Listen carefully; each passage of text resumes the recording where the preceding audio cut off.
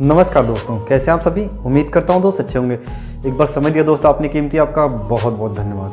कहते हैं दोस्त ना कि थोड़े कष्ट और अनुभव तो ज़रूरी है जीवन में, क्योंकि दोस्त कष्ट से ना हमको अनुभव मिलता है और दर्द से दोस्त हमको सीख मिलती है। इसी बात पे दोस्त एक छोटी सी स्टोरी बताऊँगा आप सबको। अगर पसंद आए तो अपने फ्रेंड सर्कल में जरूर शेयर करना। कहानी बताऊँगा दोस्त, राकेश नाम का लड़का जो इंटरव्यू के लिए तैयारी कर रहा था और इंटरव्यू दे भी रहा था। उसने अपना इंटरव्यू में जो उसके ऑप्शन मार्क होते हैं, सारा इंटरव्यू उसने 1 बाय 1 करके क्लियर कर लिया था। केवल दोस्त उसका लास्ट इंटरव्यू का अप्रूवल रह गया था, जो उस कंपनी का डायरेक्टर लेने वाला था। उसके बाद उसकी ज्वाइनिंग हो जाती है दोस्त। तो लास्ट इंटरव्यू के लिए दोस्त जब वो डॉक्टर के पास पहुंचा, तो डायरेक्टर बड़ा कंपनी का तो थोड़ा इंटरव्यू टफ तो होगा ही। उसने राकेश से उसकी सराहना की कि हाँ, तुमने सारी चीज़ें क्लियर कर ली है, तो करिकुलम में जो रिज्यूम में था ये भी डेटा तुम्हारा काफ़ी अच्छा है। क्या करते हैं तुम्हारे पिताजी? तो उसने थोड़ी नम आंखों से बोला कि मेरे पिताजी कपड़े धुलने का काम करते हैं। तो उसकी आंखें नम हो गई और डायरेक्टर ने बोला कि अच्छा अपना हाथ दिखाना। राकेश ने अपना हाथ दिखाया तो उसके हाथ एकदम नरम और कोमल थे। उस डायरेक्टर ने कहा कि चलो ठीक है, एक बार मैं तुमसे कल फिर मिलना चाहता हूँ, और हाँ एक मेरा काम करोगे?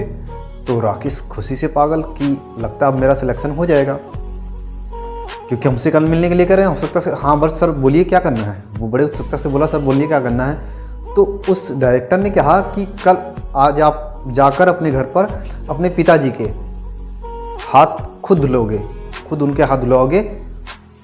तो वो थोड़ा सा अजीब उसको लगा कि ये क्या कह रहा है। उसने बोला भाई डायरेक्टर है, चलो कोई बात नहीं, इतना ऐसी काम तो कल। उसने कहा ठीक है सर कोई बात नहीं, और वह कहकर वो अपने घर को चला गया। शाम को बहुत ही उत्साहित था वो दोस्तों। उसके बाद वो अपने पिता का इंतजार ही कर रहा था कि मैं सारी बातें एक्साइटमेंट से उनको बताऊंगा। ये कहते ही दोस्तों उसके पिताजी राकेश के शाम को आए। उसने पूरी बातें सराहना से बहुत खुशी मन से बताई अपने पिताजी को कि लगता है अब मेरा सिलेक्शन हो जाएगा जॉब के लिए। उसके पिताजी भी बहुत खुश। बोला कि पिताजी आज मैं आपको आपका हाथ धुलाऊंगा। बोला बेटा ये क्या कह रहा है। उसने कुछ कहते नहीं अपने पिताजी का अपना हाथ हमारे हाथ में दो। उसके पिताजी ने उसको अपना हाथ उसके हाथ में दिया तो देखा उसके पिताजी का हाथ एकदम टाइट, लकीरें कटी उटी, हाथ में कटा उटा। वो देखकर दोस्तों उसकी आंखें नम से भर आई। उसकी आंखें उसके पिताजी का हाथ देखकर आंखों से भर आई नम, कि आज उसको समझ में आया कि इतने दिन से मेरे पिताजी ये मेरी हर ख्वाहिशें को सब कुछ पूरा करते थे। और उसने ये कहते हुए अपने पिताजी का हाथ धुलाया। धुलाते हुए दोस्तों उसने ये भी कहा कि आज के जितने कपड़े हैं वो खुद धुलेगा। उसके पिताजी मना करते थे लेकिन वो उनकी एक नहीं सुना। उनके कहा नहीं आज मैं खुद कपड़े धुलूँ। उसने सारे कपड़े को धुले और अपने पिताजी को अपने हाथ से दोस्तों खाना भी खिलाया।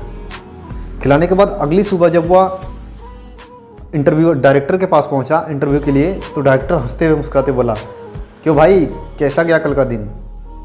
तो वो थोड़ा सा आंखें नम करके बोला कि सर आज तक तो मैं केवल फील करता था, महसूस करता था कि हाँ वो काम कठिन है जो मेरे पिताजी करते हैं, जिन्होंने आज मुझे इतना सब कुछ करके इस मुकाम को पहुंचाया है। लेकिन कल हर एक पल को मैंने फील किया, महसूस किया कि हाँ वास्तव में, और कल मैंने खुद काम किया कि वास्तव में वो काम हमारे लिए कितना कठिन है।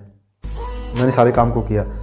तो इस बात को सुनते ही मुस्कुराते हुए डायरेक्टर ने जवाब दिया कि बस मुझे ऐसे ही मैनेजर की ज़रूरत है, कि जो अपने नीचे वाले उससे काम करने वाले हों वो उनको केवल बिजनेस से मतलब ना रखे, उनकी काम की कदर करे, उनके काम के नज़रिए को समझे, और वो जितना मेहनत से करते हैं काम को उनको समझे। मुझे ऐसे मैनेजर की ज़रूरत है। ये लो तुम्हारा ऑफ़र लेटर। और उसने क्या किया, डायरेक्टर ने उसको ऑफ़र लेटर दे दिया।